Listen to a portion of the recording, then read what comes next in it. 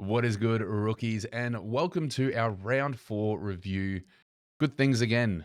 We hit, I would dare say, around par, maybe just above par for the buy rounds pretty consistently, which, while not amazing, also not bad.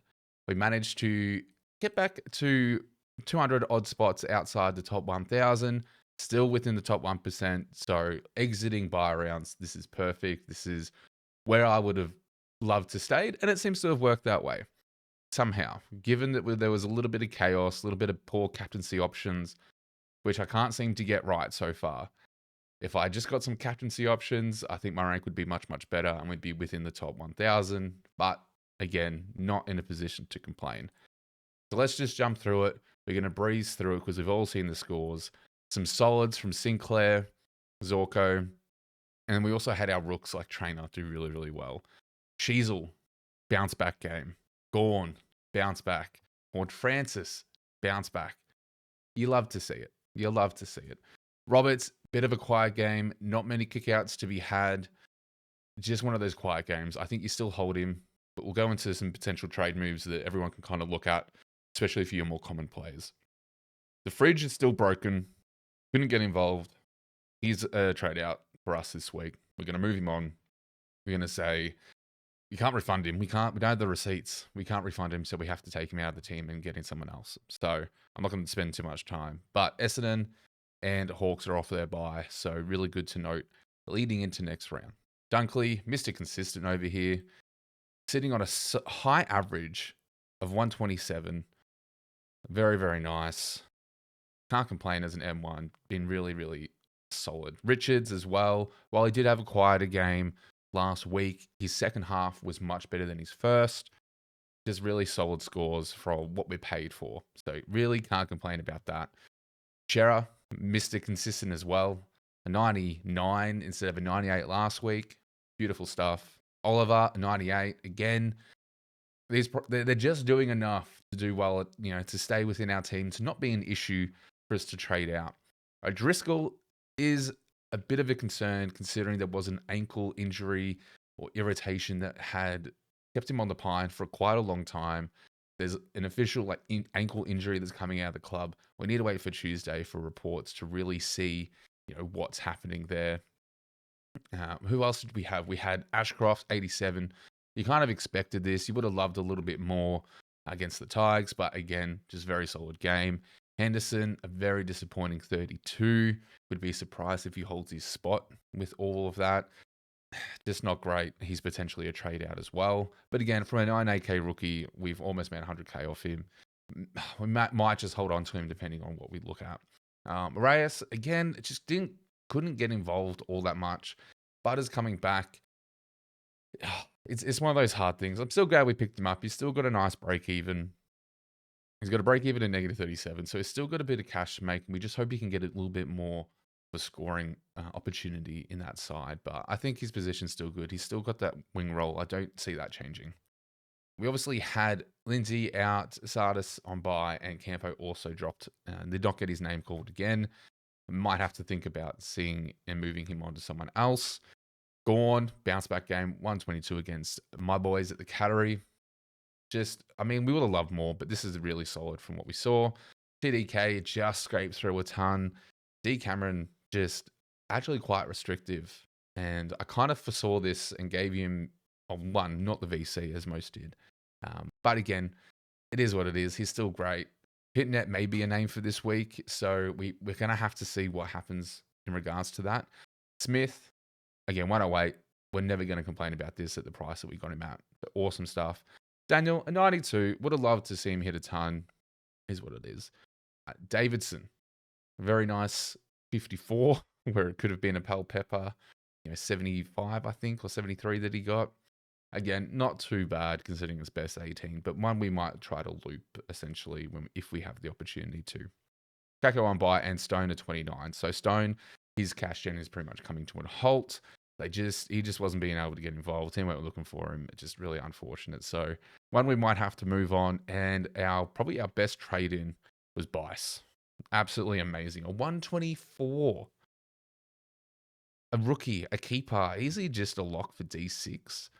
or even a D5. Like I'm potentially going to move him into Fraser's spot and use that cash elsewhere. So, man, talk about a fieldable rookie. Absolutely amazing. So that's the team overall. Again, we did quite well in essence of just getting a nice above par score. If we had our captaincy options actually worked out, this would have worked out much better. So yeah, just quite unfortunate that we haven't had the best options or luck. I mean, our thinking behind our captaincy options was pretty sound. Just luck didn't fall on our side. Dunkley would have been the correct captaincy option, or at least the safer one, and maybe given us a little bit of an edge because we had Cherry that did also a 94. McRae just scraped through 100. There's just a few things like that that we could have gotten more ahead, but it just didn't. Early trade thoughts. Now, trying not to be reactive. Fridge is most likely gone. So we'll bring Bice into the defense. Now, the most logical one here, without having to boost, without having to anything, is going to be bringing in Marek.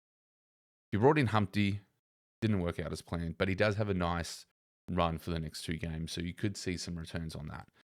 Marek, it was more about the role, and he had 8 out of 12 kick-ins, looked great, got a bit quiet in the 4th, but again, the role is definitely there. So I actually don't mind just doing at least 2 trades, and this is going to be one, moving Fridge on to get Marek, and he can sit in our flex, or we can throw him up into the mids or the forwards. But again, I think we want to try and get Kako or Davidson on field. Henderson or Stone is really the options. Now, if we look at the break-evens, we got a 29 and a 24. It's really tough with this. So this will be very team sheet dependent. If Henderson gets dropped, we trade him out. If Stone gets dropped, trade him out. The only real option I love out of all of this is most likely Clay Hall if he's named. I'm not a massive fan of the rookies that are available to us this week because the main ones are really Dudley from Freo, who is a small forward, or Clay Hall. I'm favouring Clay Hall just a little bit, but it will be very team sheet dependent. So there's this situation where we do that, and we just get Marek in, we just get a dead rookie potentially out, and bank some cash for next week. Again, this is if, let's just say, Nod plays. If Nod doesn't play, let's just say Nod is out for a few weeks with that ankle or however it might be. Bridge goes out, Nod goes out, and then we essentially pick who we want. We're going to boost because it means we can get anyone we want, essentially. It does, however, mean that we need to get Hall. So we're getting Clay Hall here. We'll throw him into the mids. And then who else? Well, we've got 589. So there's 2 ways. We can not boost in this instance. I actually don't mind bringing in Dawson. For 580, let's just have a look here. So if we go average and we go players I can afford, McCluggage, he's been playing well, but I don't know if I can do it. Pook, again, not sure. For those that are joined in on streams on my channel and other channels, George Hewitt is famous, and I can't bring him in. Can't seem to do it. We can get Noah Anderson in. Now, I actually don't mind grabbing him as a bit of a pod pick. Now, if we complete that trade, we're simply doing a 1-up, 1-down, and we don't have to boost. It does mean we're keeping on to Stone or Henderson, which I don't mind all in all. So we can essentially bring Sardis in, because I believe Sardis will play, and we can bring Anderson in here for Hall. Now, why am I, you could potentially go, a Whitfield in defense and keep Bice at flex. That's definitely a play. I'm not really interested in looking at, midfielders at the moment because they're just so hot and cold, whereas defenders seem to be very, very solid. Now, if I wasn't going to go into Anderson and I wanted to keep Bice at flex, who can I look at? And this is what I'm really interested at now. Dale is still at a relatively decent price. Naz is also a decent price, but also Clark is. I actually don't mind bringing in Clark. Now, he hasn't been doing the best, just managing over a ton. Who else do we have? We have Holmes, who's probably going to be the number 1 trade target, which is not ideal. Trying to avoid, taggable targets at the moment. Blakey, again, not great. Rioli just had a spike game. We're not looking at him. Luke Ryan, still not looking at him. Lockie Ash, Himmelberg seems like a quite nice pick. Naz seems decent, but since we have Sinclair, I am reluctant to kind of bring in both. Bailey Dale seems like he can do quite well still. Now, if we have a look at his run, he's got Saints up, then he's got the GWS, then he's got Port, Suns, Essendon. Is he still that person that we think can be that top 6? I'm not entirely sure. So at this point, though, I do love the idea of bringing in Mr. Clark. So what we'll do is we'll trade out Noah, throw Sardis in there, and we'll throw Bice into the flex. And we'll bring in Mr. Clark. So I actually don't mind this move. Now, mind you, this means that we're fielding these sort of rooks in the midfield, which I'm not entirely happy with. We've got Bice in flex that can cover a little bit, but it means I'm pretty set on defenders. And am I set on Clark? Not entirely. So I can't get Whitfield because Whitfield is 607 now. I could boost and get Whitfield, but I kind of want to hold on to it. I don't think Whitfield is a boost to bring in a Dudley where we're not confident on them. So for the moment, it's either going to be a Premo mid or like a Clark in defense. But again, not entirely sure. It's going to be very team sheet dependent, but they're early trade options that I'm looking at. Now, if we have a look at trade outs, all coaches, the fridge is gone. O'Driscoll is gone, Stone, Henderson, and even Roberts. Now, Roberts is a really great one to talk about because he had not many kick-ins for one. They only had 4 behinds. A lot of people are worried that Bice is chipping into his scoring potential. I'm not sure that's the case. I think it was just a quiet game. I'm holding on to Roberts. I think he'll come good. Now, if we have a look at the top 1%, see what their movements are. Not out, Stone out, Fraser, Henderson, Campo. All great outs. Very good outs. Trying to get rid of some dead rooks that have made their cash and potentially a Nod who is injured and Fraser who's failed. So I definitely don't mind this at all. In regards to trade-in options, really solid ones here. Clay Hall is probably the most promising one out of the rookies as mentioned. The only thing going for Dudley is that he's a 99k rook. So you can move a bit of cash around. So for example, if we were to do this, if we were to do Nod to Dudley, so if we swing Bice back here and we bring in Dudley into the forward line or into the flex, we've now got 620 available. Now I can swing Kako up there and then do a bit of this. So now I have whoever I would like, essentially. That means I can get a Whitfield in. Just solid. Now if I optimize this too, also means I bring Sinclair into the midfield now, which also takes a rookie I don't want off field. So this could be a Henderson in this example.